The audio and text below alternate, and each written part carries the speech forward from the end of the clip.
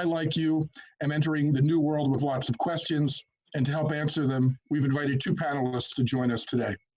But first, some instructions. We do not have video or audio for those watching. However, we will be taking questions via the Q&A feature, which you should see on the bottom of the screen in front of you. Send them throughout, and we'll get to as many as we can later in the program. Now to our panel. Matt Apodaca is Executive Vice President of NCH Tax and Wealth Advisors in Fullerton, California.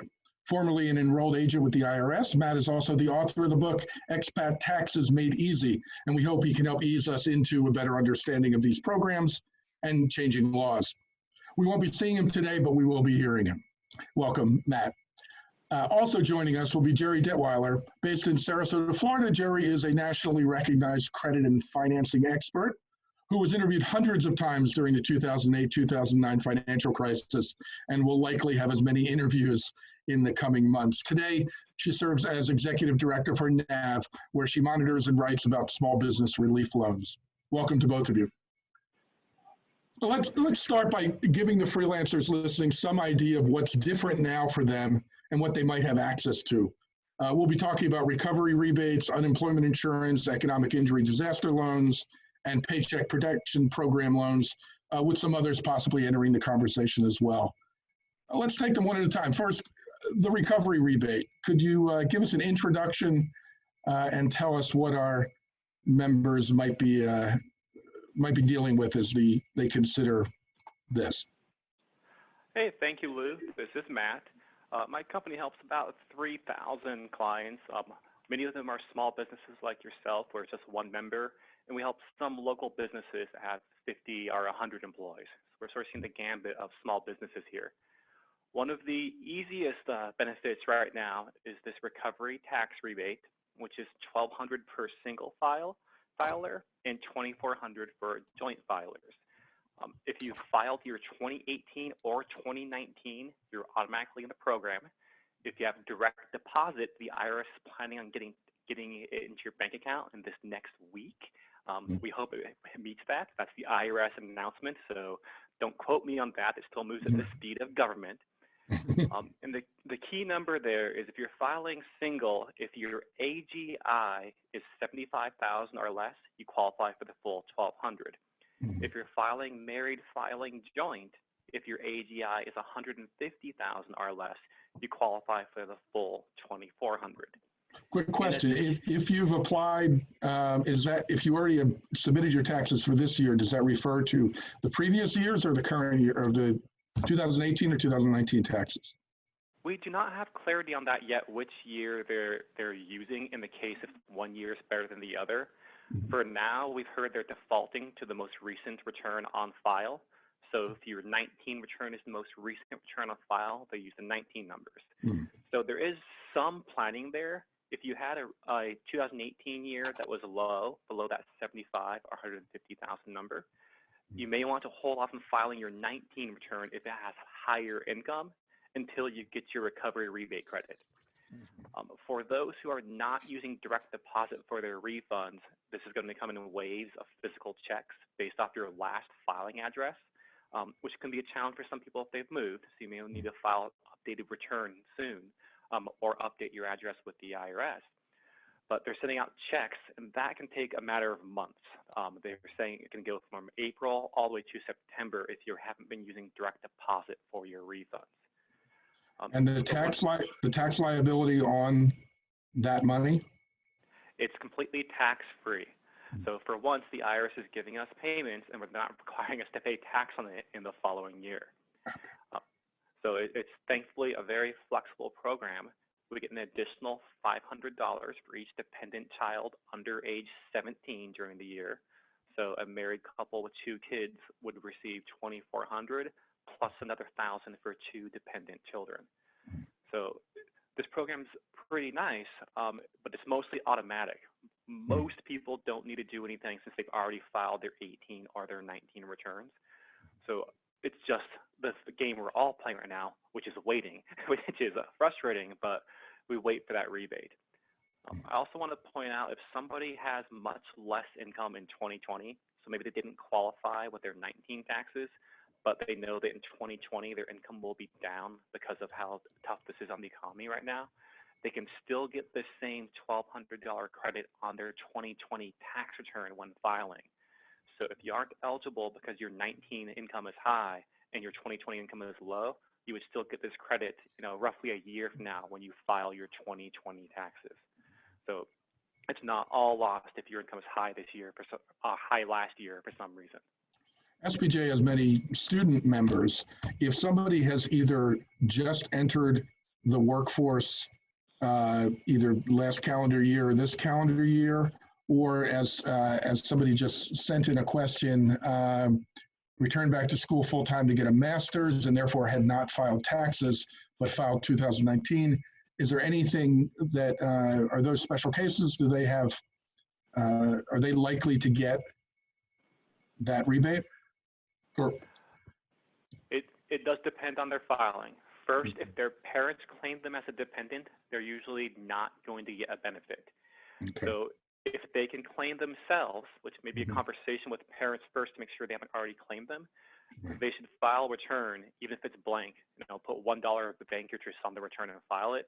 That way you're in the system to get the money. Okay. So for people who are receiving just Social Security and not filing, the IRS is saying there's ways they can track that and get you refunds.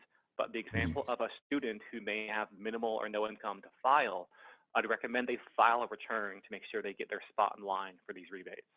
Okay. And one other one that's pretty detailed, a specific question, but if an ex-spouse is in arrears on child support, will the check go to the parent to whom that money is owed? I don't know off the top of my head. Child support they're usually aggressive with, so my instinct would be they might take it. But they've even mentioned if you owe back taxes, they won't take it to apply it to a prior tax bill. So it is a pretty flexible program, but with child support, that's one of their more aggressive items. I don't know off the top of my head how that one will work. Okay. And somebody asked, what if we had to pay federal taxes but got a state refund that went to direct deposit? Will the IRS have our direct deposit info, or do they wait for a check? They might, because in most software, when you're setting up your state refund for direct deposit, at least for my level on the industrial level, when you're doing lots of returns, we enter in the direct deposit information for both the IRS and California side or the state side. So the IRS might have it. Unfortunately, there's no easy way to check these things with the IRS. So if we don't see direct deposit the next 2 weeks, probably assume you're getting a check and we just have to wait for that wave to come through. Just out of my own curiosity, how is the IRS, do we know how the IRS has been affected by people needing to work from home or people being sick, or are they understaffed now, or are you seeing the same level of responsiveness? They were already understaffed before this. Like as an example, for the local office I go to for random audits, there was about 20 people there 4 years ago. When I went for a similar audit 2 years ago, there was 3 people. And when I went a couple months ago, there was 1 person. Now that 1 person is working from home. But for refunds, most of this is electronic, and they're really working. That's their top priority, to keep refunds moving. So there could be some delays, but that function of the IRS is their #1 priority, and they are doing everything they can to move that. It's calling in with questions, responding to notices and letters. All of that stuff is delayed. We even have audits that are delayed, and some just might be dropped because they're so small already. So they are prioritizing refunds and processing returns for these rebates over everything else. But yes, their resources are slimmer, and most government offices are shut down except for critical employees. One other question from a listener: how far back does the IRS look for direct deposit information? This is somebody who usually pays taxes, hasn't had a refund for a number of years. That's a tough one. We think they're going back to 18. They haven't given us details if they'll look in this case of the 17 refund that the member had. Okay. So, very good. So we're all in the same boat here. The IRS has announced this program, but there's a lot of unique situations which, let me tell everyone, you will get the money, but the timing of getting the money can be the challenge. We may not know when you're going to receive it in these cases where you had a refund in the past, direct deposit, but haven't done that in years. And if it bounces back from a bank account, they will send a physical check. So even if you have an old account that's not accurate, they will still send a check once it bounces back. I see. And we'll take more questions through the Q&A button there. Feel free to continue sending them in, but let's move on to unemployment insurance for part-time workers, sole proprietors, independent contractors. I think the assumption sometimes is that unemployment only applies to those who have a full-time job and then suddenly don't have that full-time job. Let's give us an introduction to what's different now. So there's great news and then bad news there. With the CARES Act, which passed about 2 Fridays ago, which feels like it's been a year for us on how much has changed, the government has stipulated to the states that independent contractors should now be eligible for unemployment. And in addition to that, unemployment benefits are bumped up $600 a week compared to what they were with each state. The downside to that is most states have not gotten the system up and running yet. So technically, independent contractors who had a reduction in income or who are temporarily furloughed or their clients aren't paying are eligible for unemployment. But you need to check your state's unemployment website to see, are they set up to accept independent contractors? Then try to get in line as quick as you can so that you're eligible to collect those benefits. And what I want to mention also with unemployment is Gerri is going to go over some fantastic SBA programs that can get additional money in sole proprietor, independent contractor pockets. And you are allowed to collect unemployment before those programs start. But you may have to turn unemployment off when you get the money for these additional programs that Gerri will go over. So I would encourage everyone to check your state's unemployment website to see if there's any updates there, and probably check it every day if you are experiencing a slowdown or a stop in business, to try to get those benefits started as quick as you can to get more cash in your pocket. It's just incredibly frustrating on our end that we're relying on the states, and each state is different in their processing time and getting this together. But the rules are the same from state to state, or are the rules different from state to state? The amounts are different from state to state. So each state has their own unemployment benefits, and then they're adding an additional $600 from the federal government on that, plus making independent contractors eligible for unemployment. And that's under the CARES Act. Again, we're waiting on the states to get that all up and running because they've had a tremendous amount of changes in a very short amount of time.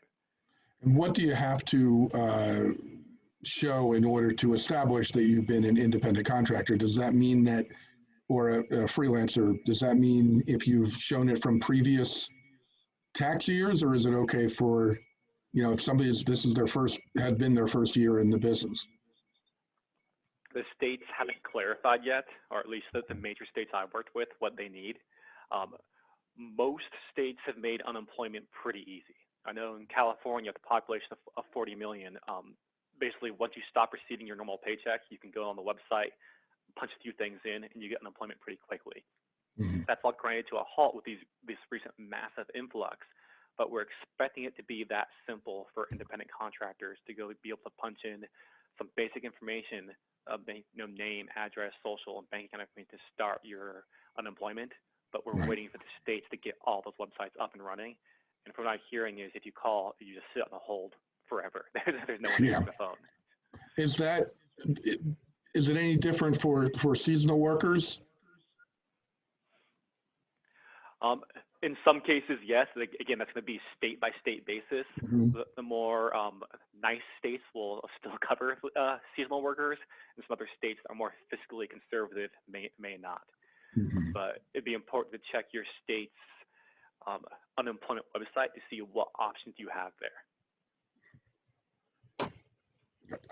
So, Gerri, do you want to go into more details on the programs? Sure, I'll give it my best shot. So thanks for having me, Lou. And first, I just want to say I'm so sorry what so many of you are experiencing right now. I know it's incredibly stressful, and I hope that some of this information at least helps you understand where to look. I do want to emphasize that I am not an attorney. I'm not a CPA like Matt. I am not a financial advisor. So what I'm providing is purely educational information. And today is April 10th when we're talking, 2:15 Eastern time. And by the time we get off this call, it might be different. I can tell you, as someone who's been watching this every single day, it has changed. And there are areas of guidance where it has taken a while to come out, and there's still many things to happen. So I'll start with an overview of the two programs because I find there's a lot of confusion. There are two loan programs, and both can be available to freelancers and independent contractors.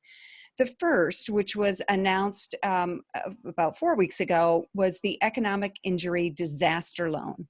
And that is built on the disaster loan program that has been around for a long time and is typically used if there's a disaster like a hurricane or a tornado or a flood. And it basically tries to get working capital into the hands of these businesses so they can pay their bills and reopen once the disaster is done. A lot of times there's physical damage. In this case, there's no physical damage. It's all economic damage. And in this case, we also don't know when it's going to end. And we also have an unprecedented number of requests, which have resulted in some modifications to the program that I'll mention. So the other program is the PPP, the Paycheck Protection Program, Paycheck Protection Program loans, PPP loans. I'll talk about those second. If you have already applied for one or the other, the tip, and I find there's a lot of confusion, the tip is if you went to sba.gov to apply, you applied for a disaster loan, an EIDL, I'll call them EIDL. If you went to your bank to apply, you applied for PPP. You can apply for both, and I'll talk about that in just a moment as well. So with economic injury disaster loans, or EIDLs, you go to the SBA website. This is unique for SBA loans. Most SBA loans aren't made by the SBA, they're just guaranteed by the SBA. But this program, you go directly to SBA to apply. They have an online portal, and it has undergone some changes. So if you applied a couple of weeks ago, you would have gone through a full online application, and it would have given you an email, and you could check in on your status. And then I think it was the day before the CARES Act passed, they discovered that individuals' personal information was being exposed to other applicants through the system.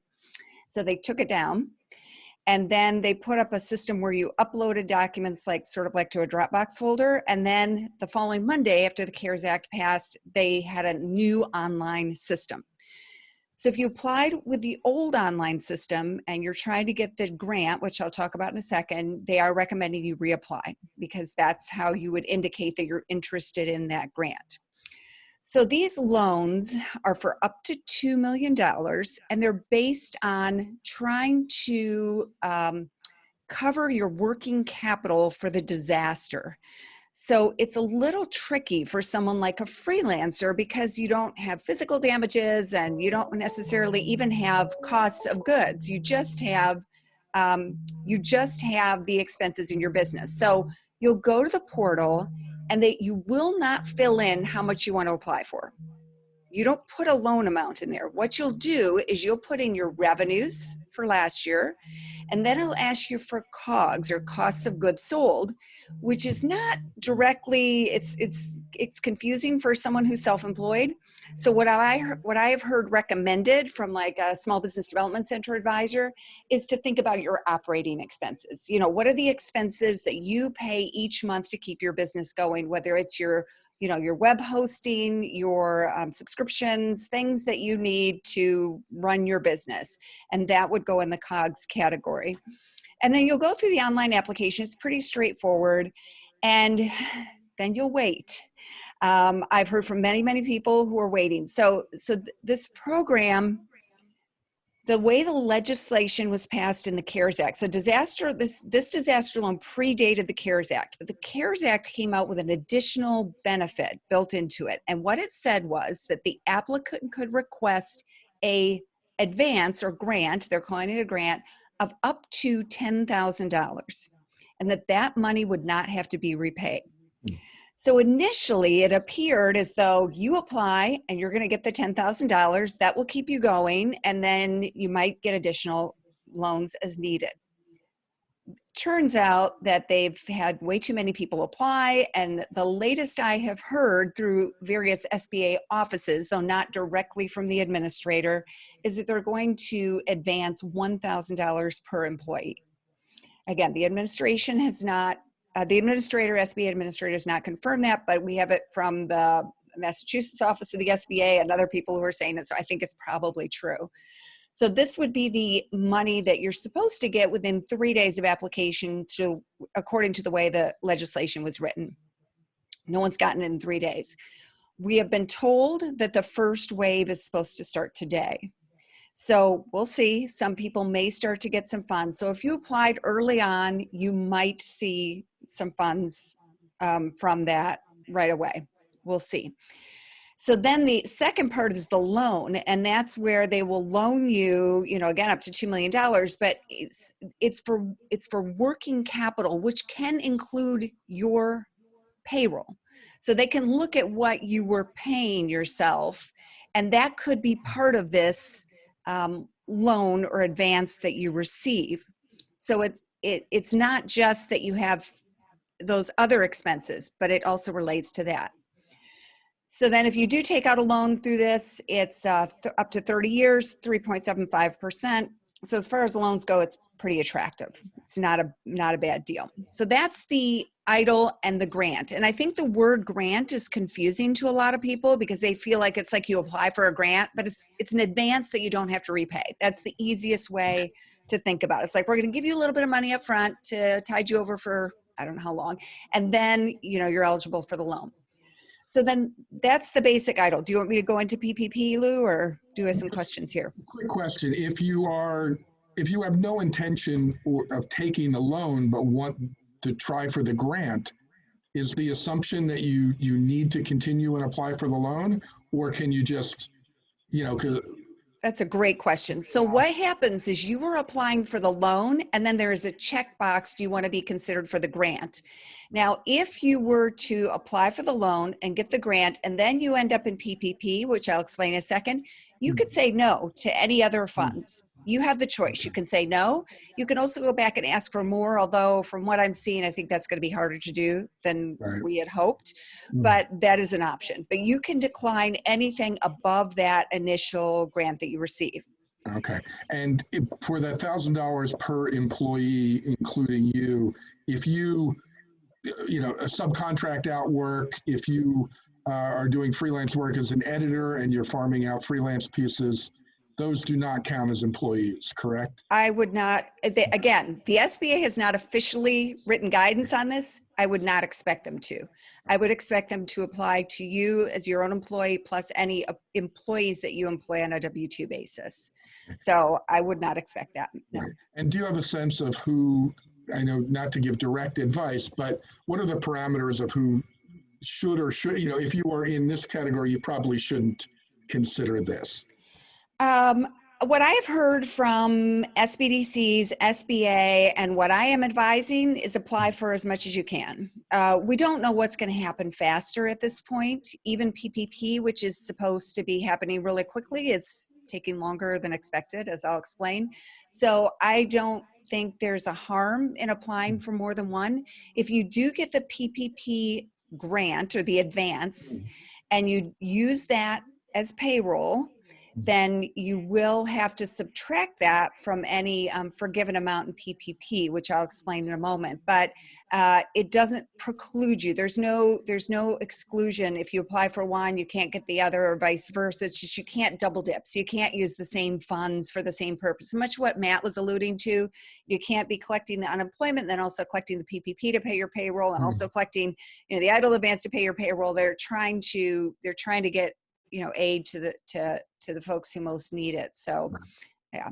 And this may go without saying or be obvious, but most of this is a loan, and you have to be aware that eventually loans need to be paid back, not to take on more debt than your business is likely to be able to sustain over a period of time.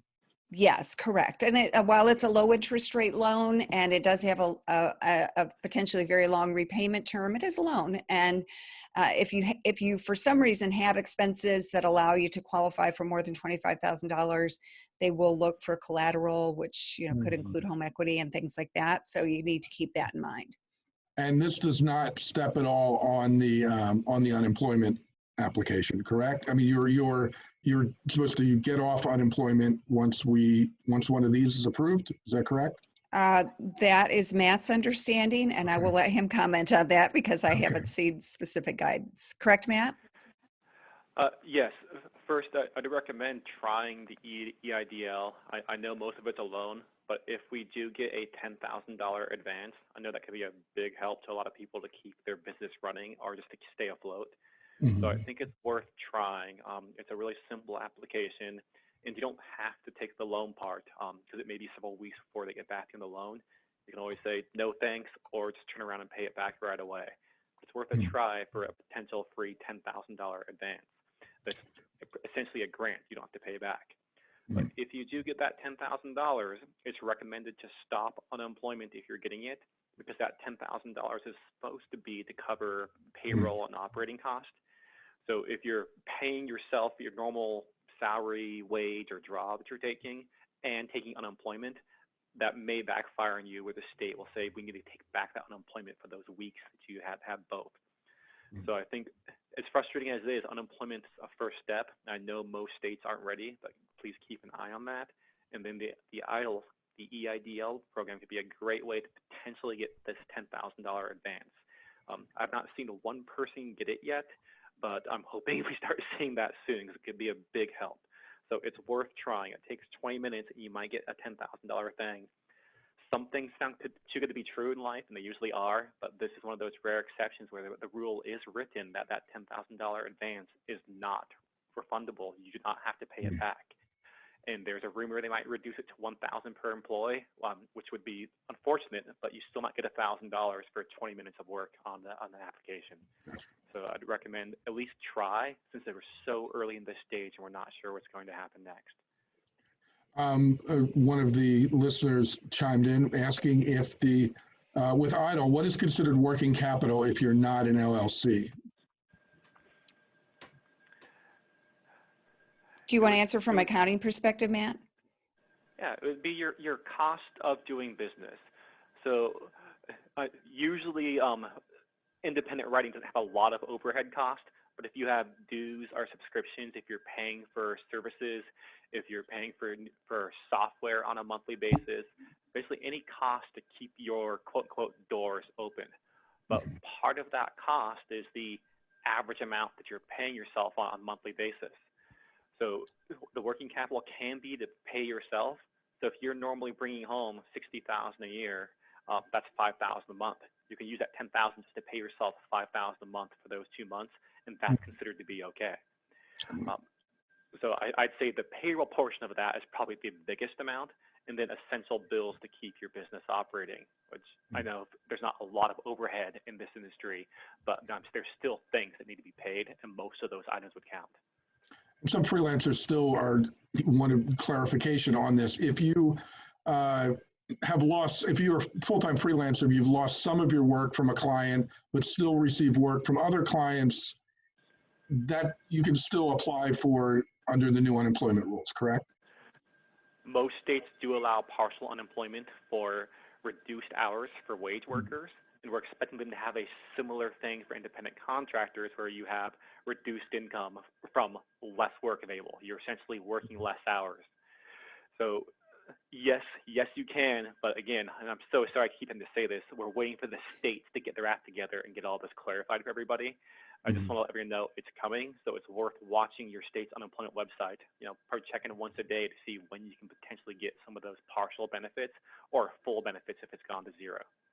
And Lou, I thought that question was going to be about idle, and yes, if you have reduced your income because you've lost clients, that constitutes economic injury, and you are still eligible to apply for idle.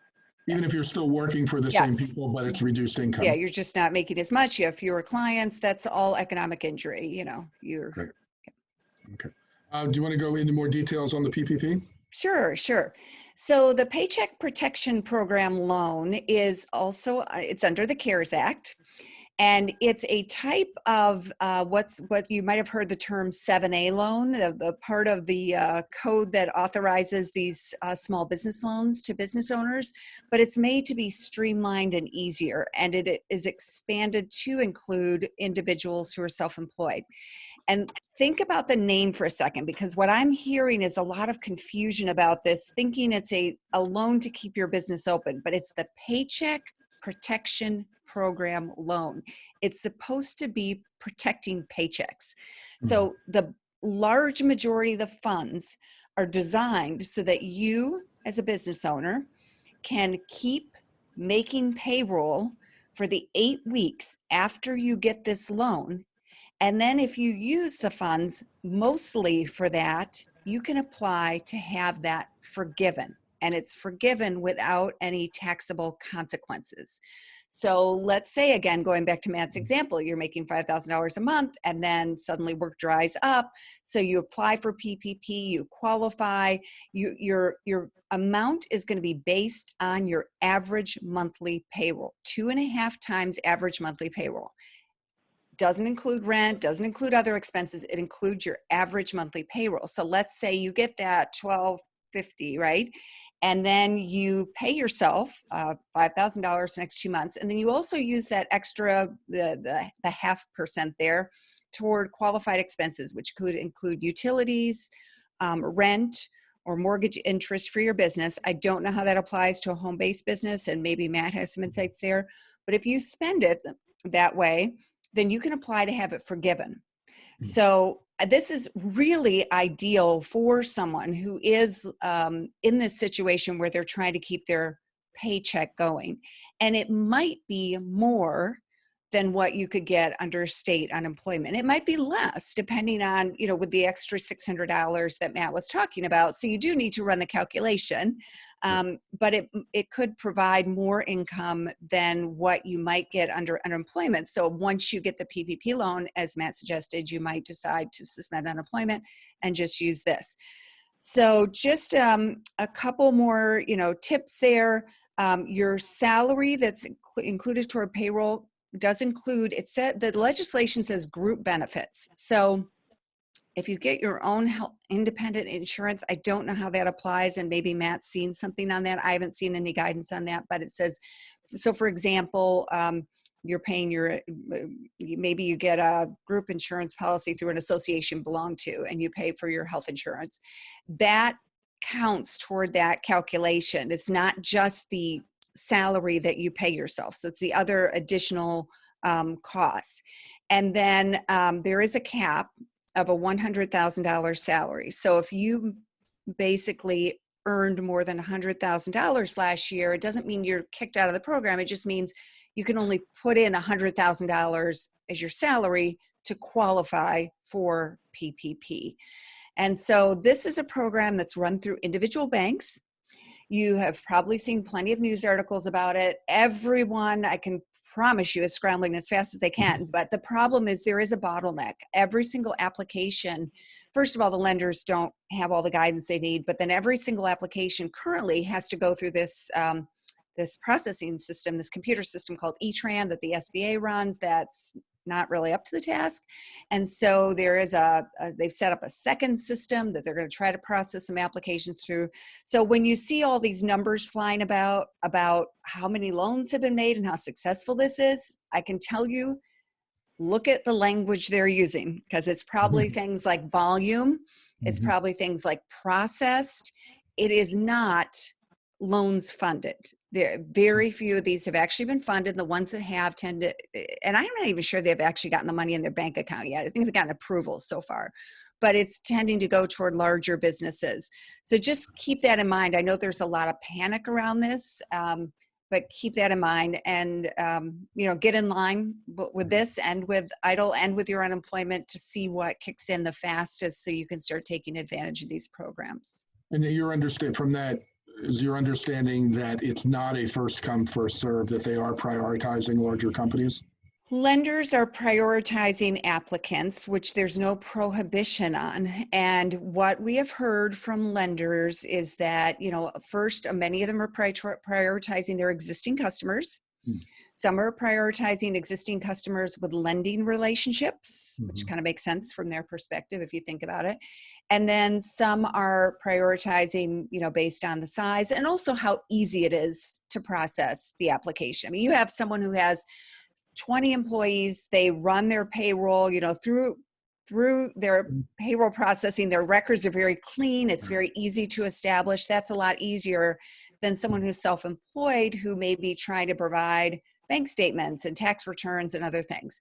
So, it's just the reality of how this is going to shake out. Banks have never prioritized small dollar, small business loans. They've always prioritized larger dollar small business loans, but there are alternative lenders who are getting approved to make these. We can certainly talk about where to go look for them if people are having problems.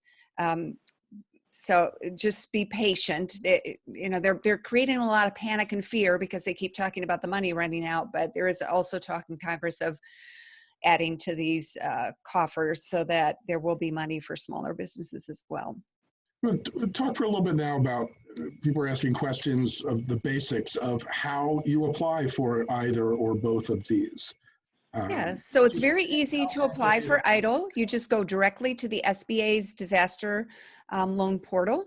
And if you just go to sba.gov and check it, and I'm sure they have a link right there on the homepage, but disaster assistance, look for the COVID-19 resources, and it's right there. So you always apply on the SBA website for the economic injury disaster loan. For the PPP, you have to go to a bank who's approved to make these loans. I'm recommending you start with your own bank, again, because if you have a relationship there, number one, it's easier for them to verify you. Just from a fraud standpoint, they already have information about you that helps verify you. So that would be the first place. But if your bank says we're not taking anymore, we can't take that size, you have to have a loan, you have to have a lending relationship, then you're going to have to cast the net wider. Now, NAV, where I work, we are working to match borrowers to different lenders, including some fintech lenders. I want to set expectations very clearly. That process has just started, but you can fill out an application with us. And when we identify a lender that's a fit for your application, we will notify you, and then you can choose to apply. And then there are some fintech lenders like Cabbage, which starts with a K, that we partner with, that are offering these loans. And we're going to see more of this coming online. And I should also just clarify real quick before I let Matt comment is anywhere you go for a PPP, it will be the same cost. No one is allowed to charge any fees. No one is allowed to charge fees for the application, and it's always going to be 1% interest on any balance that remains after forgiveness to be paid back in 2 years. So hopefully, if it's done right, you'll be able to get forgiveness for the entire balance, so you don't have to worry about it. But if you do have a balance remaining, then it would be 1% on that interest on that balance for 2 years, no payments for 6 months, and no payments on EIDLs for 1 year. So you get the loan, you don't make any payments, you apply for forgiveness, hopefully get it forgiven, you don't owe taxes, and hopefully you have kept your salary going, or at least part of it, for 8 weeks after you got the loan. At both ends of the spectrum, we're getting questions. One, are there income limits? Can you make too much to qualify? And on the other side of it, what if somebody showed a loss on their business in 2019? Well, for the loss one, you may not be able to get anything from the PPP program because it is based off your last 12 months average net income. If your net income is a loss, that's a negative, so you likely may not get anything from that because there's no additional guidance. However, in that situation, you should still try the Economic Injury Disaster Loan, the EIDL, because that might get you $10,000 even though you have a loss. So it doesn't mean you're out of the running. It just means you still have to go through the EIDL, which we're still all waiting to see money come through, but to just try. If you have a profit, that's completely okay. Let's use the example of a sole entrepreneur, no employees, just themselves, and their profit is $150,000 last year. The rules on that say we can't use over $100,000. So it doesn't mean you're disqualified. It means we take $100,000, we divide by 12, and that's about $8,333 a month in net income. The rules say you can take 2.5 times that in a loan, so you'd still be eligible for about $21,000 of this PPP loan with up to 8 weeks of it forgiven, possibly more. So you'd have 2 months of your pay covered by the government and forgiven. So it's helpful on the higher end of solo earnings because it can be a higher amount. You divide your net income by 12 and then multiply by 2.5 to get the total loan proceeds you can receive. And on the lower end, if you have losses or not too much net income you're showing your 19 return, trying the EIDL is probably going to get you more money as of today. These things are all rapidly changing. Does it matter if the applicant is taking Social Security as well? No, it does not. So it's just purely based off your business. And for the PPP, there is no collateral, there's no personal guarantee. It's amazing. It's just free government money if you can get in line and qualify. For the EIDL, the $10,000 advance program, it only starts kicking in to have personal guarantees and collateral above $25,000. And that's only if you take a loan. In most cases, we're just trying to get the $10,000 advance, and no one really cares about the loan after that. So if you're on the lower end of the scale for income this past year, try the EIDL. If you have over $60,000 in net income, you probably want to try the PPP, and that has to be done with the bank that you have a banking relationship for your business. Other groups like nav.com, Gerri's business, which by the way is a wonderful website with so many good resources. I encourage everyone to check it out. nav.com and then Cabbage with a K, these groups might start helping take it if your bank does not, but your best chance of getting this application through is with your bank. And if your bank says no or says no, you're going to be served for 5 weeks once we take care of everything else, then maybe trying Cabbage or Gerri's website would be the next best thing to at least try to get your foot in the door as this program rolls out. Great. I'll try to get to as many of the questions that have come in over the next 15 minutes. What if you're working but money payments on invoices are late, where you're not sure if you're going to get that income or not, but it's for work already done? How do you account for that in these applications? Two things. First, I would say you're eligible, because the programs say if you're having an economic injury or economic uncertainty. And we all clearly have economic uncertainty because you're not sure when or if your customers are going to pay, and we're not sure what the world will look like 4 weeks from now, 8 weeks from now. So I don't think anyone in this group would be disqualified. You should definitely try. I'm sorry, I lost my train of thought in the second part of that question, but you're not disqualified because you're not sure if people are going to pay. And okay, I remember now. And these numbers are based off your past 12 months or your 2019 income expenses. So to qualify for the PPP, it's not what your current income is, it's based off of last year. And the EIDL doesn't look at income. It does look at income in the application, but the $10,000 advance is pretty much anyone who has some sort of injury in this, which is everybody. There's not a person out there who's saying, I'm not sure, or I'm absolutely sure I'm going to collect all my revenue these next couple of weeks. Somebody asked if they are, and this I think applies to a number of freelance writers who may live in one state but do their work remotely from another state. A person wrote in that they're working remotely from Florida for a New York-based company, but then were laid off. New York Unemployment is asking for a New York address, no longer have. Should they be applying for unemployment in New York or in Florida? It depends on what they're reporting on their tax return. That's an even more unique one because Florida doesn't have an income tax. But normally in those cases, it's the state that you're paying the tax in. So if New York is saying you don't have an address, keep trying, keep looking around, and try to apply to Florida anyway. The worst they can say is no. But it's just a try scenario.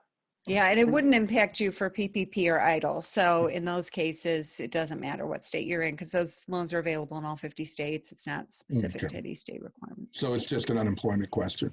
Yeah. Go ahead.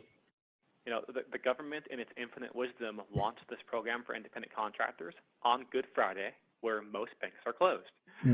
So you may not be able to physically go to a bank right now, but you can check your bank's website. You can try to call your bank. So it may open up again on Monday, but try to check your bank's website or call as your first recourse. And if you don't hear from them in the next couple of days, or happy give you the ability to upload an application on their website for the PPP in the next couple of days, that's when you want to look into alternative sources like Cabbage to see if you can still apply for the PPP. And again, the PPP usually benefits the higher net income earners because it's a higher average, maybe $20,000 versus only $10,000 advance from the EIDL. In all the numbers we've been talking about in terms of application, are we talking gross revenue or adjusted gross or net? For the payroll protection program, it's your average 12 months net income. Net, so the okay. easiest thing is to look at what's your net income for 2019. Income after your operating expenses and deductions. If you filed your tax return, you can use the net income from your Schedule C business or from the bottom line on your S corporation or partnership business. Mm-hmm. Where if so that's probably the best way is it's your net income. For the EIDL, they ask for your gross receipts number, but we're not quite sure what they're doing with those numbers right now. They're asking for it in the application. We don't know why they're asking for it. Yeah, because they make the calculation. They're going to make the calculation in terms of how much you qualify for. So typically after you fill out an EIDL application, what would normally happen in a not this huge of disaster is you would hear from an SBA case manager. How long would depend. I can tell you I did some research, and in Hurricane Sandy, I believe it took about 45 days to get answers. And that was considered, it was a mega disaster, and this is dwarfing it. So we just don't know what the processing time is going to look like for that. But you do not put the loan amount. You put in your gross revenues, your cost of goods sold, and then they can ask for additional information. But as Matt keeps mentioning, they're supposed to give you this advance very quickly right into your bank account that you put on the application. I'm suspecting it for someone who's a solopreneur, it's going to be $1,000. We'll see. But it could be up to $10,000. And then after that, then everything else is a loan. And at that point, they're going to reach out to you. They might ask for you to authorize to check your tax returns, et cetera. And I think there's a lot of people who have not done their tax returns because they don't have to yet because of the extension. And so in that case, what I'm telling them, and I'll let Matt state what he's telling, they will take other documentation. It goes on PPP, it goes as far as saying that you could use bank statements. But what I'm saying is try to make best friends with your bookkeeper and accountant and try to get caught up. So you have accurate information, as accurate as possible in order to apply for these, because you are certifying that you're providing accurate information. And because the lender can't verify it, there is an element of risk that's put on the onus of the business owner to make sure that they're providing accurate information. Is any of this any different if someone is, and there are many freelancers out there who have a full-time job, perhaps not in journalism, but have also, significant, at least to them, income from freelance work on top of their regular job? Does that change the rules in any way? Not for PPP and EIDL. Great. It's your business. I mean, you're applying, it's a business loan. So you're applying for your business, even if you have another job. That doesn't affect those. Unemployment, I presume that will vary by state. Someone else asked go ahead, Matt. I'm sorry. You can still apply. You've all paid plenty taxes in your life. The government's handing out money, so try it. Even if you have another job, there's nothing in the rules so far that says you can't take it if you still have a full-time job somewhere else, but your independent contractor income has significantly decreased, changed, or is just uncertain. Gotcha. If you apply for PPP or EIDL, how does that impact person asked the ability to claim for COVID-related family leave? Would that have a negative impact at all, or COVID sick leave? That really depends on the scenario. The sick leave is an option for employers. So let's say I've had a standard salary W-2 job. I'm sick, or my family's sick and I have to stay home and take care of them. My employer can get a tax credit to keep paying me through their payroll system. So the benefit to me is I still get my normal salary, and the benefit to my employer would be they get my cost covered by the government when I'm not producing. So if my company takes the PPP program, they can't take more government money to pay my sick leave and use the PPP program at the same time. But let's say, knock on wood, I get sick this week and I can't work. My employer can pay me for, I can't forget the number, I think it's up to 80 hours. So I can get paid 80 hours of sick leave, and my employer gets reimbursed by the government through the employee retention program, which doesn't affect any contractors, but affects the employer. Then the PPP kicks in, we get our money for that. They can then keep paying me with the PPP, whether I'm working or not, but they can't pay me both in the same period. Mm-hmm. Okay. Two people have asked about home office deductions. Do they count as working capital? I'm a little aggressive. We don't have the final regulations on that yet, but I would say absolutely. You can't work without your home office. We haven't seen anything that says they don't. Okay. Exactly. Right. In that direction, how volatile are they? I mean, how likely is it that there will be rules, and how often new rules, and how often do you expect those to change and make your lives more complicated? Oh, these things are changing by the hour sometimes, but the intention of this, and I know intentions are sometimes different, but the intention of this is to get money in people's pockets as quick as possible and not hold banks or individuals responsible for mistakes. It really is supposed to help people. The people are going to suffer are the people who are blatantly lying about major things. The penalties for that are $250,000, 1.5 times the amount received, and potential jail time. But that's reserved for really bad criminals, you know, the true bad guys of the world. If you miscalculated by $500, from what I'm hearing, they're just going to ignore it and move on because it's not a big thing. Now, if it was intentional and they can prove that, first they have to find you and pick you out, then it'd be a lot more trouble. But they've made this very easy on the banks. They've all but told them they're not holding them liable for mistakes. And they've told people if you made a miscalculation that was just honest, for the most part, they're not going after people unless it's just blatant trying to defraud the government. Is there, speaking of that kind of risk, is there any risk in applying to the programs, you know, in a week or a month? If you don't need the money right away, is there any risk to waiting? The risk to waiting is that the money would run out. There is $350 billion allocated to these programs, and the numbers aren't clear, but something like 115, about a third of it has already been earmarked, used, or in process. Very few businesses have actually got the money, but it's in the pipeline. Congress is supposed to add another $250 billion to $300 billion into this program, which would ensure that most small businesses get this. Now, it is going largest to smallest. The banks are first loaning to someone who has 100 employees for a $4 million loan, because that saves 100 people jobs, and the bank gets paid more money. I hate it, but it's just brutally how they're doing it. And they're going to start going smaller and smaller and smaller. So we are in the back of the line right now, being the smaller end of these things. But if we get more money into the program, we're more likely to get paid. So two big comments on that. I wouldn't wait. I would apply now to do your best to get your spot in line, because I can almost guarantee you have economic uncertainty of getting paid these next couple months. So that qualifies. Go for it. There's no need to wait.